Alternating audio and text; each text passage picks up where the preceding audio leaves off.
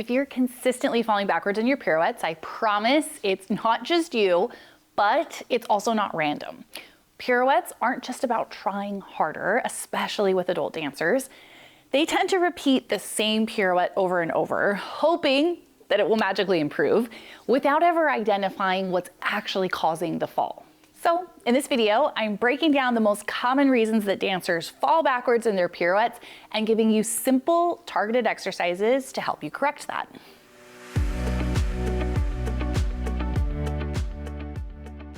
I think the most common reason that we fall backwards in our pirouette is because of the loss of stack of our shoulders and the loss in our core control, so our back bends.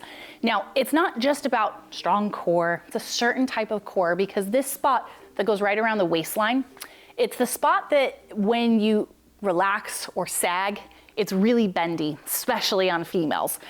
This is really common for dancers. It's so common that I started to call this your dancer weak spot, because it's the spot that gives, it's the spot that duck butts. When you do a plank, it's the spot that drops in the plank position. That spot needs to be so supported and strong.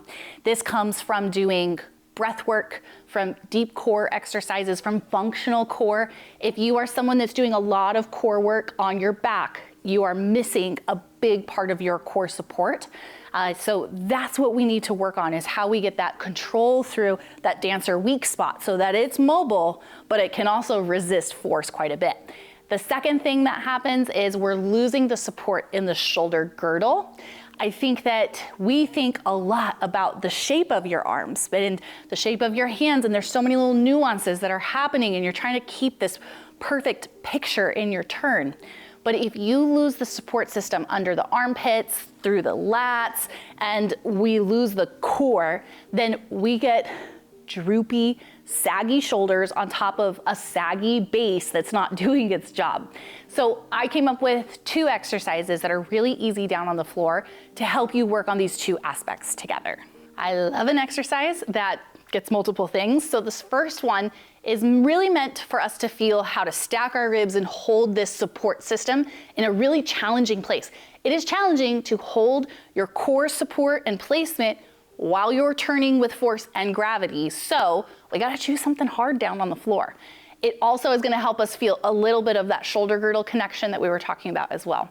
So coming down onto the floor, I'm gonna start on my stomach, elbows underneath my shoulders. Now, to make this just a little bit harder and a little bit different for your body, you're gonna walk your elbows out just a little bit more in front of you. Now, all I'm doing is basically a body roll into a bridge. So I'm gonna bring my chin towards my chest, and then I'm just gonna roll up through my ribs, through my spine, through my low back, into a little rainbow shape. And then I'm gonna slowly bring my hips down, controlling as I come down through to the beginning.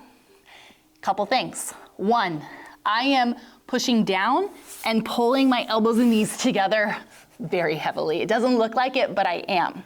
2, when I get up into the top, I'm trying to make a rainbow with my spine really intensely. It doesn't look like my low back is super round, but it feels like my low back is super round.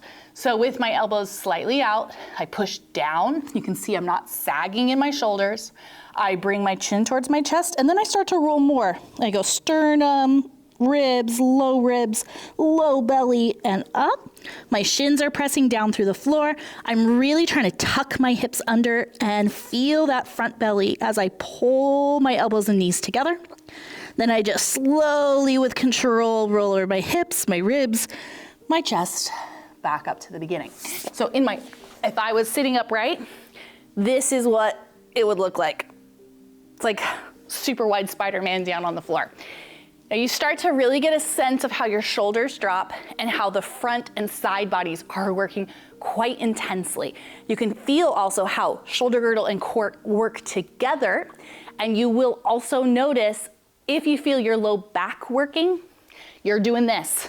You're getting the low back muscles are engaging and they're overtaking the side, deep, and front core muscles. So if you feel that, it's just like, oh, I get it. I'm not actually accessing those core muscles that I'm sure you're working on. We need to change our exercises. We need to change our approach. We need to understand what we're trying to feel a little bit better, because your body wants to use your low back muscles to hold and support you. They should only be a piece of the puzzle, not such a big chunk of the pie, I guess. Now, the next exercise I want you to do actually needs either 2 weights or like 2 water bottles that are the same. So pause the video if you need to and grab those. And then we're gonna take 2 light weights just to start. Light weights because I want you to understand the movement, and then heavy weights for you. I think there's a misconception that heavy weights mean like you think of the person lifting the heaviest weight that they could, like some super strong buff woman.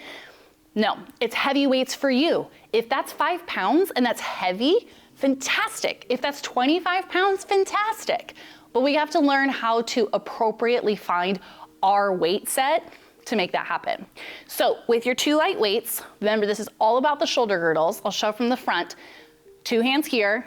We press both weights up and I feel comfortable. So if you don't feel comfortable in this, the weight is too heavy or we got something going on our shoulders.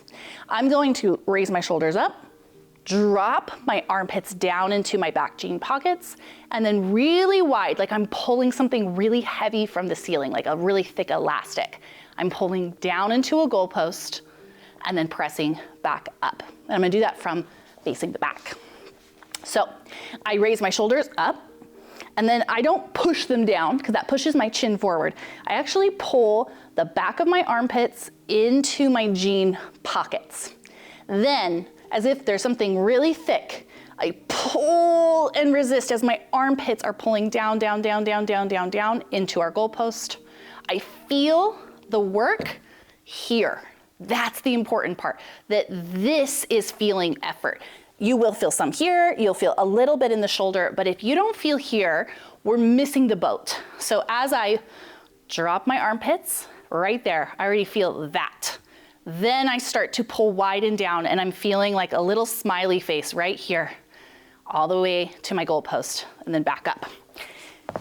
Start with your light weight, build up to heavier weights, and when you feel that support system, that is what we want in our pirouettes. So it doesn't matter if your elbows are higher, if they're lower, if they're crossed, if you have to do some type of crazy arm switch while you're turning. The shoulder girdle needs the strength and support. Elbows, wrists, fingers are choreography, and that's what a good turner has. So it doesn't matter, they don't have to hold a pose like they're a block of wood that's flipping.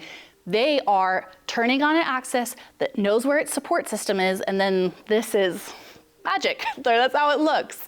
So next would be looking at how we twist off of our torso when we're turning. So instead of being able to hold your passe where your shoulders, your ribs, and your hips are staying stacked, we end up in something kind of like this when we're turning. So sometimes it looks like that, or we're falling off to the side because we've lost those anti-rotation muscles. So these muscles are crisscross muscles, kind of like a seatbelt, that go across the body and they resist rotating. They're vital for dance because everything we do in dance has a rotational aspect, and then turns, my gosh, you know, it's all rotation. So I actually have a really in-depth video right here about balance. You should watch it. It has some great information that is a little more specific than this video, but I wanted to give you a different exercise than in that video. So I'm gonna grab a yoga block or a book or even a water bottle, just something that you can kind of squish together. You're gonna stand close to something so you can grab it if you need to, but you're gonna have to squeeze this thing. That's the idea. So I'm gonna stand in a comfortable turnout. So that means I can really hold. I bring myself into a coupe, and then I like to find the position where it feels like I can lift my elbows, drop my armpits, just like we talked about in the last exercise, and I can really feel my standing leg. Now, squeezing the block without letting this happen, all I'm gonna do is when I feel ready, I'm gonna push down as hard as I can to press up into my balance, and then slowly resist down, keeping the squeeze. What you might notice happening is we might start drifting. So as I go up, there might be a little bit of this, right? Or you might notice, if I turn sideways, you might notice that there's a little bit of this. It really highlights what's happening in your balance, But with the push, it's gonna help you bring those two seat belts together. So if your level right now is just to squeeze and stand, and that feels like a challenge, that's fantastic. Do that. And then when you start to feel stronger, maybe you get your heel off the floor just a little bit. And then maybe you're like, okay, we can go a little bit higher. We're gonna push up. Maybe you don't find a hold, but you get up, and then maybe it turns into a full-on balance. But this squeeze is just gonna help remind here and here, so we're kind of tying back into our last most common things. And then remember, there's a video that has a lot more detail about balance work for you.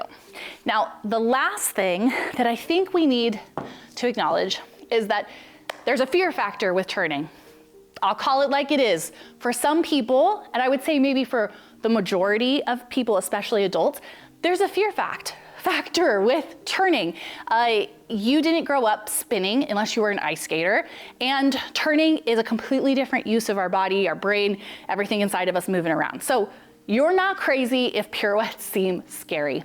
I think one of the best things that we can do is work on our balance with our eyes closed. So you can just simply stand with something there for you, and you can just close your eyes, and you can just work on your balance. And sometimes you're gonna fall, sometimes you're gonna step down, but being able to feel a little bit more in control without the exterior helping you, because our eyes are a huge part of focus and a huge part of turning as well. But finding that balance in parallel or turnout, whatever works for you, and just closing your eyes and trying to negotiate space.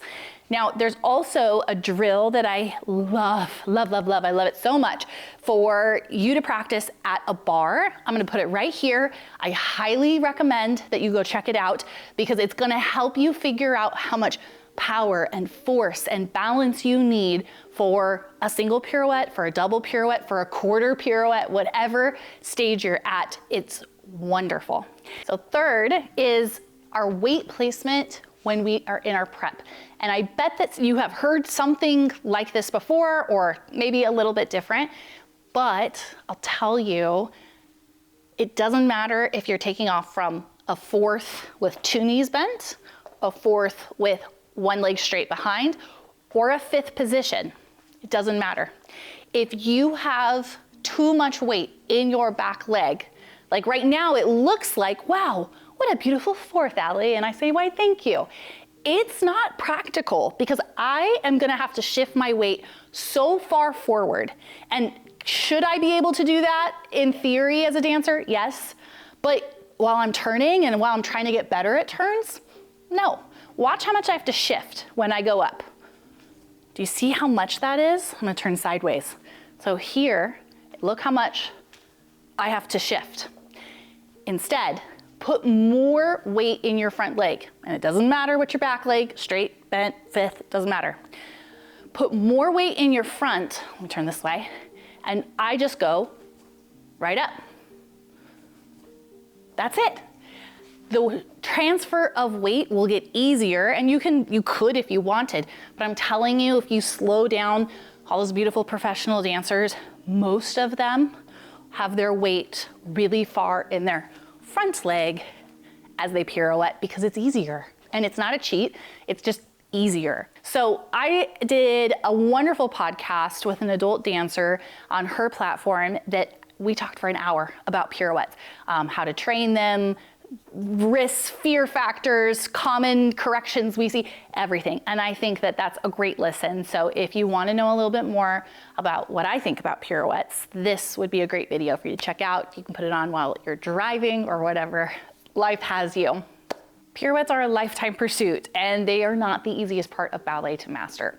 So if you're struggling, please know this: every dancer can improve their pirouettes, but it takes time. And it takes work outside of the studio, because what you're seeing in these corrections isn't just technique, it's strength.